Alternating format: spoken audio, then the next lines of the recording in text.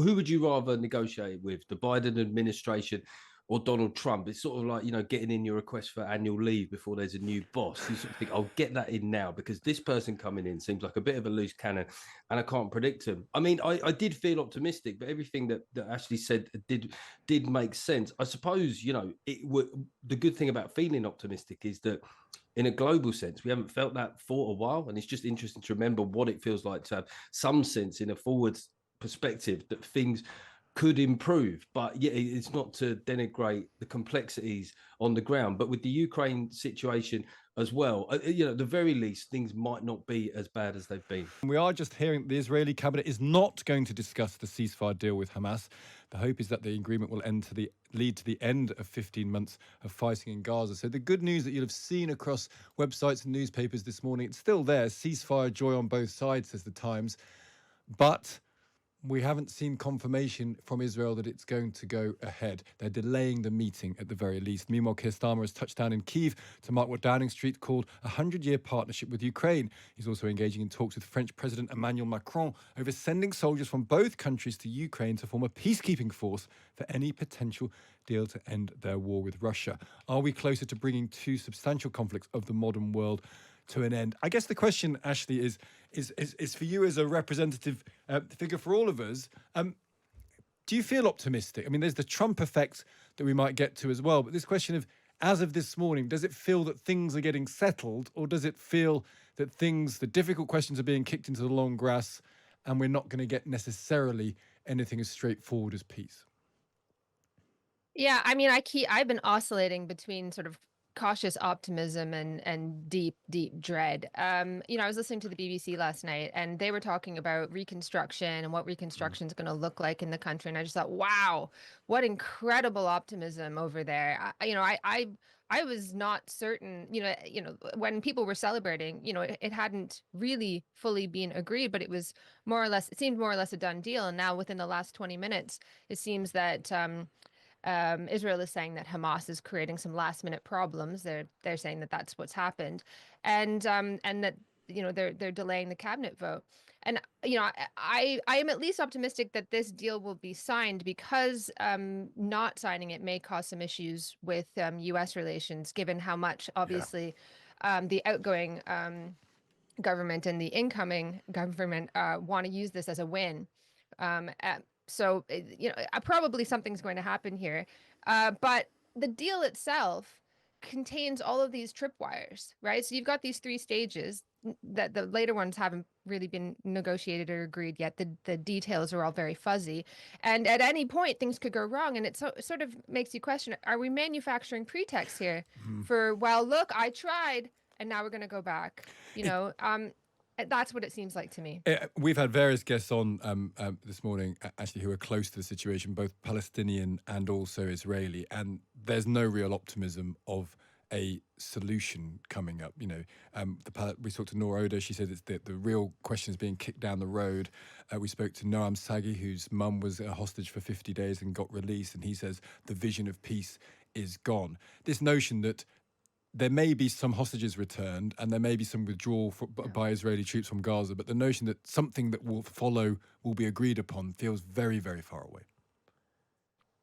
Yeah, absolutely. And I was even just listening to Times Radio last night, and guests coming on, I was like, wow, that's great. You got like a head to head with somebody who's pro-Israel and someone who's pro-Palestine. And the amount of anger and vitriol just between these two people who are so removed from it. Imagine what it's like if you've watched your members of your family get killed in Palestine, or imagine what it's like if members of your family still haven't been returned. I don't see peace for a long time. I would absolutely love to be proven wrong, as anyone would. Geoff, the Donald effect in all of this. We just had Lord Dannett on, and he said we better wait to see what Donald does. And the reason I think Ashley's right to say there will be definitely progress with the ceasefire, because he's already claimed the credit for it. So there's no way he's going to let Netanyahu steal his thunder, I would have thought. But the Donald effect seems to be at play when you look at the two big forces. It's Ukraine and the Middle East, and his ability just to say, I want things done, I expect things to be done, seems to have at least some effect in the beginning. Yeah, I think a lot of people would have looked at his posts yesterday and been a bit suspicious or cautious about his influence in this role. But I tend to think, look, I'm a comedian by trade. I think of things on a basic human level. Who would you rather negotiate with, the Biden administration or Donald Trump? It's sort of like, getting in your request for annual leave before there's a new boss. You sort of think, I'll get that in now because this person coming in seems like a bit of a loose cannon and I can't predict him. I mean, I did feel optimistic, but everything that Ashley said did make sense. I suppose, the good thing about feeling optimistic is that in a global sense, we haven't felt that for a while. And it's just interesting to remember what it feels like to have some sense in a forward perspective that things could improve. But yeah, it's not to denigrate the complexities on the ground. But with the Ukraine situation as well, at the very least, things might not be as bad as they've been. Yeah, we were just talking to Rod Little. Are you struck by how much? I asked Ashley this as well, but are you struck by how much of a fair go it seems that many people are willing to give Donald Trump? Now, some of it is because he's so powerful, and ultimately you've got to accept the power he holds in his tiny hands, and therefore he is the real player on the stage. But it does strike me that people are at least willing to say he might be able to do some good here, which I don't think they were willing to say in 2016. Yes, I remember I was going on a topical comedy program back a few years ago, and I wanted to say that despite some of his domestic stuff, his foreign policy wasn't that bad, and people were so hostile to the idea because of how they felt about him as a man that he could have done anything good. But the problem is it's kind of like the madman theory: is that will people act against his opponents because they don't know what he'll do? That stands up, but that also stands up domestically. It's like living with somebody who's really good at fighting. They might protect you or they might hurt you. So there are two sides to that coin. Yeah, Ashley, are you surprised? What do you make of the sort of the fair go for Donald? That does appear to be something of a movement. I mean, well, they tried for so many years to do absolutely everything they could to keep him out of power, lawfare, all of this. And it seems that world leaders are coming around to the idea, well, actually, do you know what? This might present us with an opportunity. And I remember reading years and years ago, the person who ghost wrote The Art of the Deal, kind of giving this expose of what it was like to work with Trump and that he had an attention span of like a cricket and he couldn't like sort of listen to information for a very long time. So when he comes out with things that, proposals that I have heard people, over drinks at an economics conference and a cigar say, well, what we really need to do is take Greenland.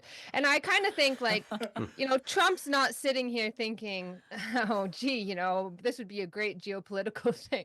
I do wonder who's whispering in his ear sometimes. And I think people have come around to the idea that Trump represents an opportunity. You could kind of say, Donald, your predecessors didn't have the courage to do what needs to be done. And then you could do something extreme that someone more committed to pleasing the electorate might never do. And so I think this underlies a lot of the cozying up of world leaders to Trump. Like, oh, if I can gain favor with him, then this madman might actually do things that I don't have the courage to do myself.